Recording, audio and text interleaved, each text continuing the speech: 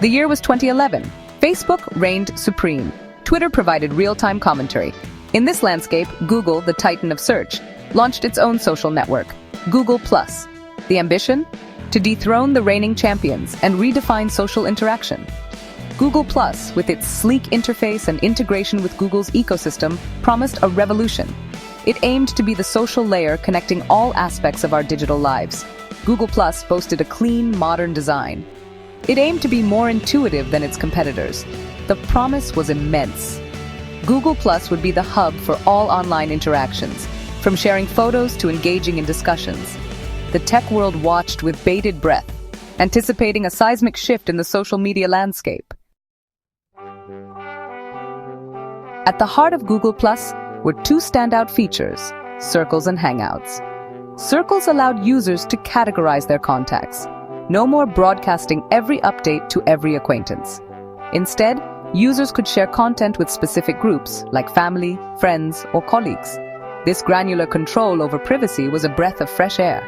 Hangouts, on the other hand, offered a seamless video chat experience. Multiple users could join a Hangout, making it a viable alternative to Skype and other video conferencing tools. The feature was integrated with other Google services, further cementing Google+'s goal of being the central hub for online communication. Hangouts quickly became popular. The ability to effortlessly connect with friends and family through video chat was a compelling proposition. Google+ seemed to have found its footing, but the challenges were far from over. Despite its early promise, Google+ began to falter, struggling to maintain user interest and engagement. The platform, despite its clean design, was often criticized for being clunky and confusing, making it difficult for users to navigate. Frequent redesigns, while intended to improve usability, often alienated users who struggled to keep up with the changes. These constant updates left many feeling lost and frustrated. The learning curve was steep, and many users abandoned ship in frustration, unable to adapt to the ever-changing interface. Adding to Google's woes was its late entry into the market, which made it difficult to attract a significant user base. Facebook and Twitter had already captured the lion's share of users, establishing themselves as the go-to social media platforms. Migrating to a new platform, even one with innovative features, proved a tough sell. Users were hesitant to leave their established networks. The network effect was strong. Users were already deeply entrenched in their existing social networks, making it hard for Google+ to gain traction. To compound matters, rumors of internal conflicts within Google emerged, further complicating the platform's development. Reports suggested that there was a lack of clear vision for Google+, and that internal disagreements hampered its development. This lack of direction was a significant obstacle.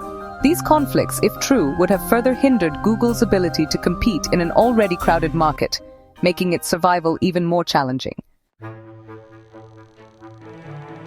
As Google+ struggled to gain traction, Google doubled down on its integration efforts.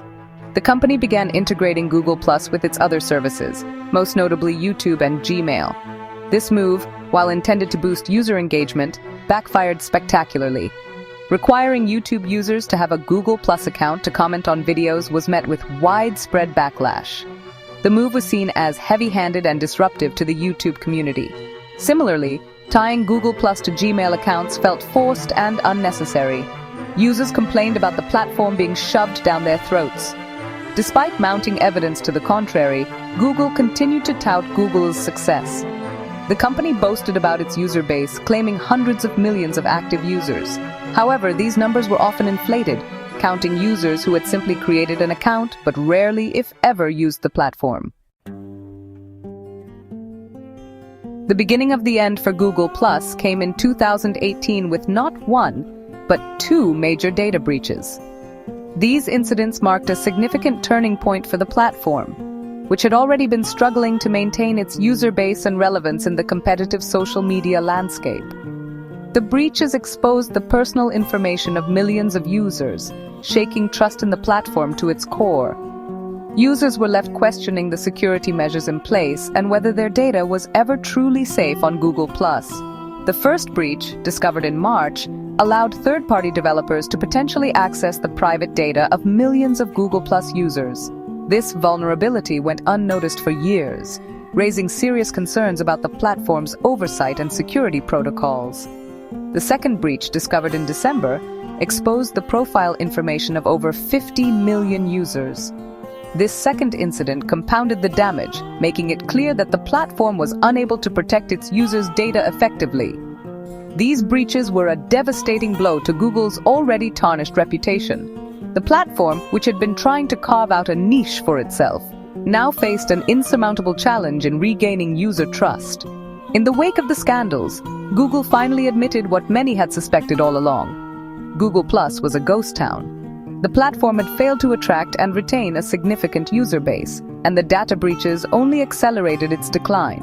The company revealed that 90% of user sessions lasted less than 5 seconds, a damning indictment of the platform's lack of engagement. This statistic highlighted the platform's inability to captivate and hold the attention of its users. Faced with mounting criticism, dwindling user engagement, and the fallout from the data breaches, Google had no choice but to accept defeat.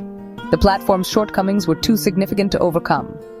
On April 2, 2019, Google Plus was officially shut down for consumers. This marked the end of a long and troubled journey for the platform, which had once been seen as a potential rival to other social media giants. Google Plus joined a long list of Google products that had been discontinued, earning a place in the infamous Google Graveyard. This online cemetery serves as a stark reminder of Google's willingness to experiment, even if it means failing spectacularly. Alongside Google Plus, the graveyard houses other once promising ventures like Google Wave, Google Reader, and Google Glass. While some might view the Google Graveyard as a testament to failure, it can also be seen as a symbol of innovation. Google's willingness to take risks and explore new frontiers is a key factor in its continued success. Not every experiment will be a home run, but each failure provides valuable lessons that can be applied to future endeavors. Though Google Plus ultimately failed, its legacy lives on. The platform was ambitious, aiming to redefine how we interact online. The platform's focus on privacy, particularly with its Circles feature, was ahead of its time. It introduced a new way to manage social connections. Today, other social networks are grappling with the challenges of user privacy, something Google Plus attempted to address from the outset. Its early emphasis on user control set a precedent. The failure of Google Plus also highlighted the importance of user experience and the need for a clear product vision. It showed that even tech giants can falter without a user-centric approach.